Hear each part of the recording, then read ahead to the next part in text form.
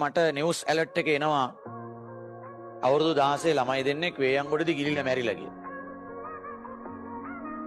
මම නිකමට පන්තියට කෝල් කරලා ඇහුවා මොකක් හරි ප්‍රශ්නයක්. ඔව් සර්. එමයි අපේ ළමයි දෙන්නෙක් පන්ති කට් කරලා නාන්න ගිහිල්ලා මැරිලා. 6 දෙනෙක් ගියාලු 4ක් පැනලා දුවලා අරුන් ගිලෙනකොට. හරිද? මැරිලා. පන්තියේ දෙපැත්තේ කිලෝමීටරේ දෙපැත්තේ මලකෙවල් දෙකයි. කොල්ල දෙන්නෙක් මැරිලා.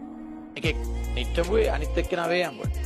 අර වේයන්ගොඩ ටවුන් එකේ හිටපු කොල්ලගේ අම්මා රට කියලා කියන්නේ ඕස්ට්‍රේලියාවේ ඇපල්වත්ත බලන්න ගිහලා නෑ ඕ ලෙවල් කරන මේ පුතාගේ පන්ති සල්ලි ටික ගෙවන්න හරි උගේ ජීවිතේ සුඛිත මුදිත කරන්න කීයක් හරි හොයාගන්න එකේ කාලක ගූ හුජ්ජ රෙදි හොදන්න ගිහිල්ලා කියන එක එකේ කාට කඹරන්න ගිහිල්ලා කියන පිටරට දැන් ලංකාවේ ඉන්න තාත්තා පිටරට ඉන්න අම්මට කෝල් කරලා කියද්දි කොහමද ඔයාගේ පුතා මැරිලා ඒ පුතා මැරිලා එයා දියේ ගිලිලා මැරිලා නාන්න ගිහිල්ලා පන්ති කට් කරලා ගිහිල්ලා මැරිලා එන්න කියලා කියද්දී අම්මා කී පාරක් මැරි ඉපදෙයි.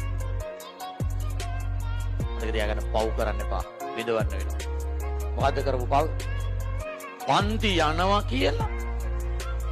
ඒ පන්ති යන්න දීපු සල්ලි අරගෙන වෙන ගමනක්. වංචාවක් නේ. අනිකේ ඒ සල්ලි පිටරට ගේන් දුක් මහන්සිය මොන්නත් තරම් අමාරුවෙන් අම්බ කරන සල්ලිද? ඒ වංචාවට දඬුවම මරණය පවුනම් කරන්න එපා. පරිස්සමින් පව් කරන්න එපා. පව් කරන්න එපා. මොනවද පව්?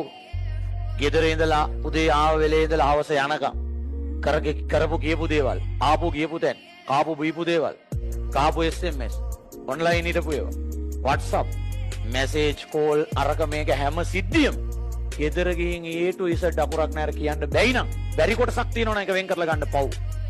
ඛේද වාචක පුතා ඒ වගේ මලගෙවල් වලට ගුරුවරයෙක්ට යන්න වෙනවා කියලා කියන්නේ ගෝලයෙක්ගේ මලගෙදර ගුරුවරයෙක්ට යන්න වෙනවා කියලා කියන වේදනාව.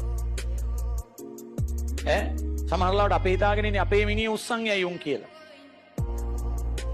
අපේ මිනිහ උස්සන් ඉන්නේ උන්ගේ මලගෙවල් වල අපි යන්න ඕනම ඒකේ වේදනාව ඊට වඩා අර සංවේදී කාරණා ටික. ඒගොල්ලෝ ඒක කියන හැටි ඒක කොහොමද දරාගන්නේ? හරි. ඒ නිසා අපි නොහිතන දේවල් වෙන්න පුළුවන් පුතේ. පරිස්සම් වෙන්න.